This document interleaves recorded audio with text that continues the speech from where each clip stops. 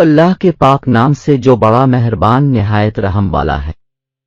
YouTube کے اس منفرد channel وقت کی دنیا میں آپ کو خوش آمدید کہتے ہیں۔ پاکستانی سائنسدان کے انقلابی شمسی سیل نے 2 عالمی ریکارڈ قائم کر دیے۔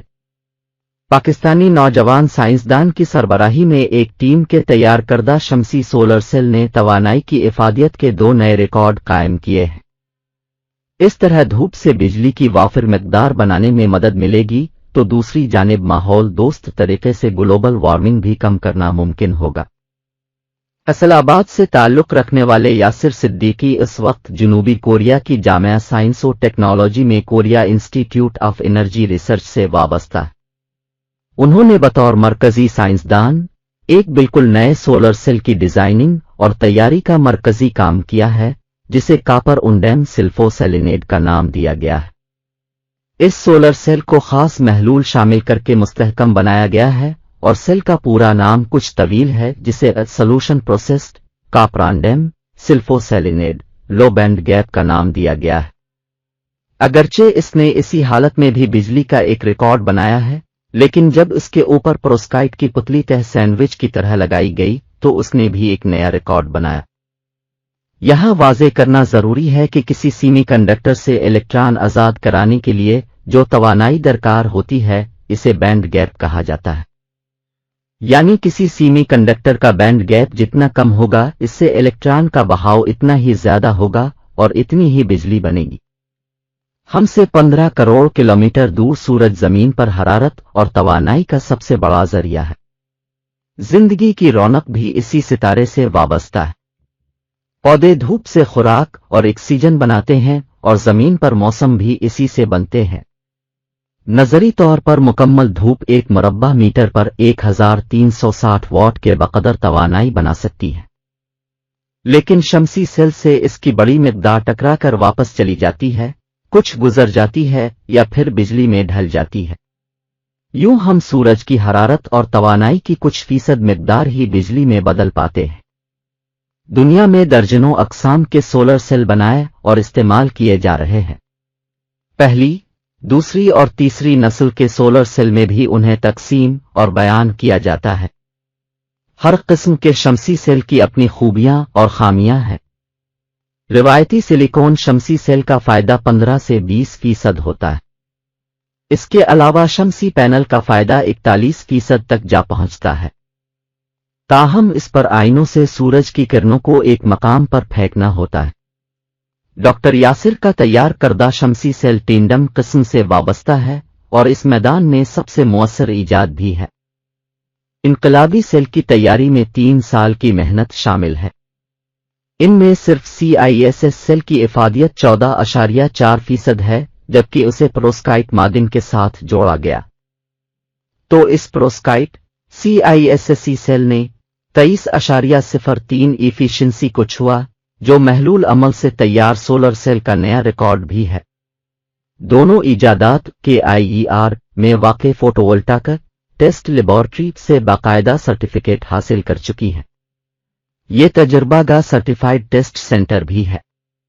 واضح رہے کہ کولاس نے international laboratory accreditation, cooperation, mutual recognition arrangement کے معاہدے پر بھی دستخط کیے ہیں۔ ایجاد کی پیٹنٹ جلد ہی فائل کی جائے گی۔ یہ گزشتہ چند برسوں میں KIER سے سب سے اہم اور بلند اثر والی تحقیق بھی ہے۔ اسی قسم کے سولر سیل کا پرانا ریکارڈ چینی، امریکی اور آسٹریلوی ماہرین نے بنایا تھا، جس کی افادیت 13.5% تھی۔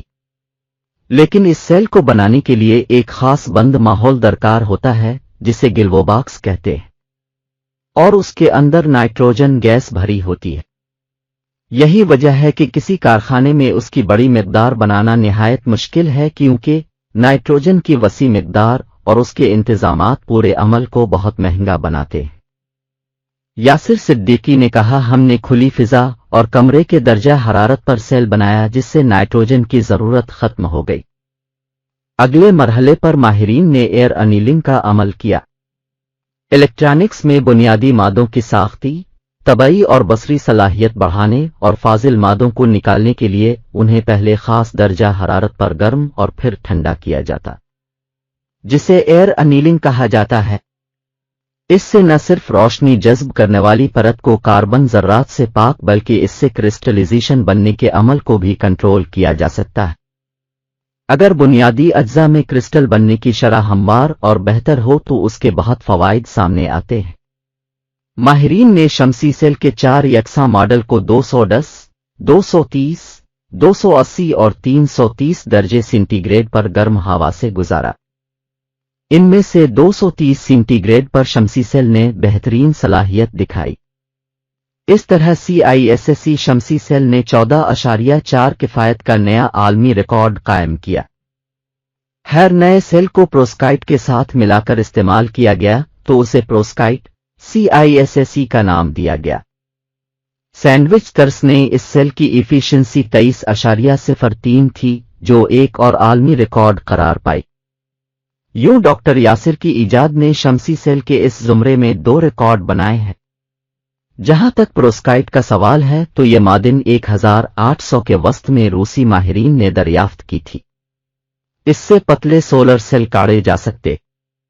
दूसरा, इसे किसी और किस्म के सेल की परत के ऊपर लगाकर इजाफी फायदा हासिल किया जा सकता है, जिसका मुजाहरा इस नई ईजाद में भी देखा जा सकता है। शमसी सेल की पायदारी उसका सबसे अहम पहलू होती है।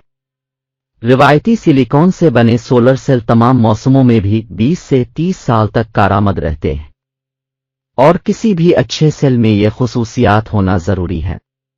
KIER का नया सोलर सेल भी पायदार करार पाया है। यासिर सिद्दीकी ने कहा, मेरी तजर्बागाह में गुज़िश्ता 1 बरस से ये नया सोलर सेल मौजूद है और अब तक उसकी इफादियत में कोई कमी नहीं हुई है।